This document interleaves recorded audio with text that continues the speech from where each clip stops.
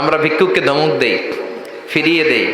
গাড়ির মালিক গাড়িতে বসে আছে, রাস্তায় জ্যাম, কিছু ভিক্ষুক এসে স্যার 2টা টাকা দেয়, ধমক দেয়, আছে না নাই? ও ভাঙ্গা থালা হাতে নিয়ে দাঁড়িয়ে আপনার কাছে টাকা চায়। আপনি বড় সাহেব, ওরেও বড় সাহেব বানাইতে পারতো কে? ওই ভাঙ্গা থালাটা আপনারে হাতে দিয়ে রাস্তায় নামাইতে পারতো কে? এই কাজটা করতে আল্লাহর কয় সেকেন্ড লাগে? এজন্য ফাআম্মা সাইলা ফালা তানহার, খবরদার ফরিয়াদি ভিক্ষুককে তাড়িয়ে দিয়েন না। যতটুকু পারেন দেন।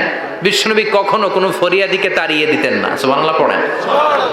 যেই বিশ্বনবীর কাছে এসে কিছু চাইতো বিশ্বনবী দিতেন।